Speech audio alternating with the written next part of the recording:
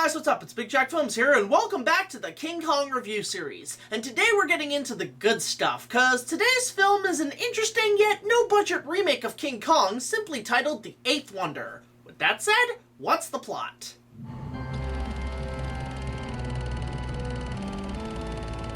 Taking place in the present time, the film follows oil tycoon Carl Denham, played by Gerard Wimburn, who seeks to find an oil driller's paradise on an uncharted island. However, his friend, Jack Driscoll, played by Jackson Wimburn, is much conserved about the idea and continues to shrug it off. However, Captain Englehorn, played by Grayson Wimburn, seems to be on the side of Denham's idea, and they set sail towards the island's course. Denham's proof of this uncharted island is a series of documented photos and maps from Washington, but Jack counters these claims with superstitions of the island claiming to be inhabited by strange creatures and an ancient beast known as Kong.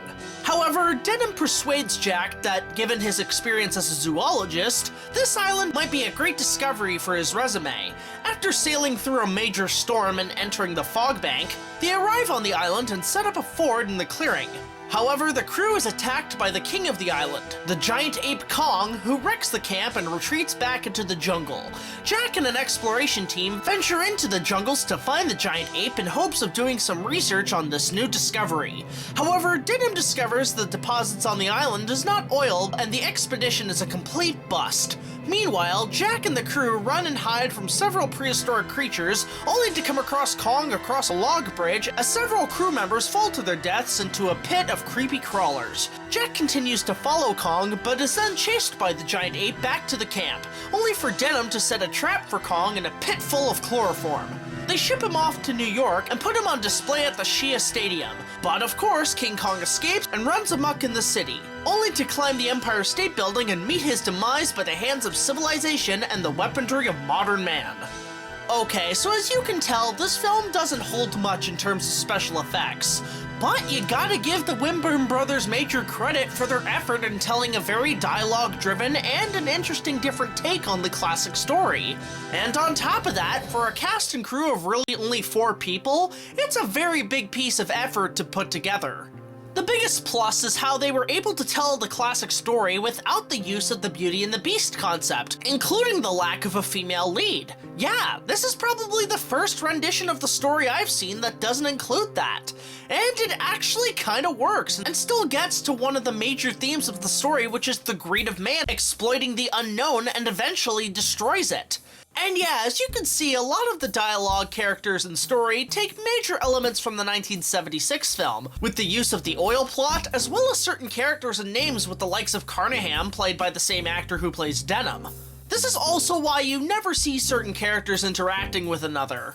And speaking of which, the characters, while being copies of others, do work well off each other, including Denham and Jack. Denham is very much on par with Fred Wilson in 76, but you can tell Jared is having a ball with his performance and at times is being somewhat of a show-off, which is just hilarious to watch. Captain Englehorn, Jack here wants to take us a minute to the jungle.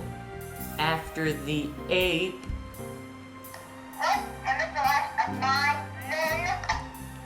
Yeah, that's fine. Listen, Captain, I'm a former zoologist. I know how to work around apes. Captain, may I remind you that most apes don't have a size 90 foot. The character of Jack is sort of a mixed bag. On the one hand, we don't know exactly why, how, or who he is as a member of the ship's crew. My guess is, if anything, he's the first mate of the ship like in the original. But it's nice they added him being a zoologist and a photographer like the 76 remake. But at the same time, yeah, they throw a little too much concern about the environment with his character that it sort of goes into Captain Planet territory with a pinch of whining. What's all this about, Denham? We were supposed to have cast off by now. It's money. Really worth the lives of our crew members? Base of operations for it. We don't even know if there's oil here yet. Come on. We've lost too much ground already. Come on. Ugh. Stop whining. Thank you, Arnold. It's even nice that they added the likes of the oil specialist and Carnahan from the 76 film as well. Now, about the sets in this one.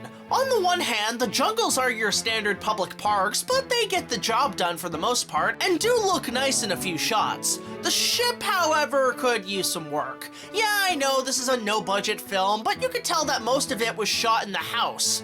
which I'll let pass since hell I did that myself. However, I'll give credit that the living room usage of the captain's cabin gets a major pass for looking like a ship's cabin. The less can be said about the backgrounds, though.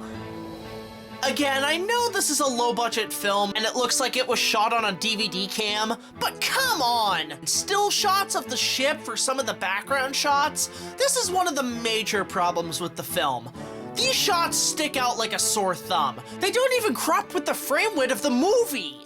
You know, if you have a computer to edit the film, there is a thing called YouTube where you can grab footage of ships at sea and stick them in. I mean, did y'all learn nothing from the executives from Congo 5? Sure, Universal are desperate for stock footage. Then sell it. It just feels incredibly lazy and effortless. Come on, I can do better. Watch!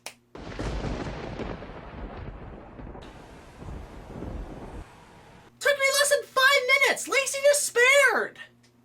However, this leads to the biggest problem with the film, and that's the special effects. Now, give them credit that they actually used stop motion in the film, and they had some access to some blue or green screen, but man, the dinosaurs in this movie? Oh my God. I mean, granted they took time to build armatures out of wire and even some Lego Bionicle joints with whatever they could scrap up for armatures, which is really clever, but the dinosaurs themselves look like they were sculpted from frickin' peanut butter. Hell, I think they used the giant peanut butter bag from E.T. for the torso of the Brontosaurus, for Christ's sakes. This is a peanut. You eat it.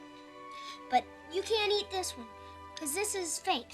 Hell, Kong himself is the Toy Biz figure in a few shots, so it would have been more presentable if the dinosaurs were just toys in of themselves. And don't give me the excuse of them not having any figures. The film itself looks like they bought most of the costumes and props at a garage sale. I can literally go to my local thrift shop right now and find and buy a bag full of plastic dinosaurs for no less than $2 or $3. I know I seem harsh in saying that, but they would have been more believable than the ones seen in this movie. I need you in the shot or people will say they're fake. Well, nobody's gonna think these are fake. I mean, honestly, to the filmmakers out there, if you need a remaster of this film with better special effects, I can totally cover it for you. But aside from the problems presented in the effects realm, as well as some minor pacing issues, The Eighth Wonder is overall a proudly made effort from these kids and gets some major props for presenting the story in a different and creative light without showing the Beauty and the Beast aspect. As a story itself, it's a fun little boys action movie. I gotta say, it even feels like a nice blend of the Universal legend and the 1976 scripts rolled into one. Despite the poor effects, I'll give this film a solid 7.6 out of 10. It's a great effort from these kids, and it's worth your time to check out. So yeah, while the effects were kinda shitty, I still overall enjoyed the film, and for the kids, it was a damn good try. So next time we'll be taking a look at another adaptation of the classic story, this time told from the perspective of a couple of clever comedic teens. So, we'll see you next time.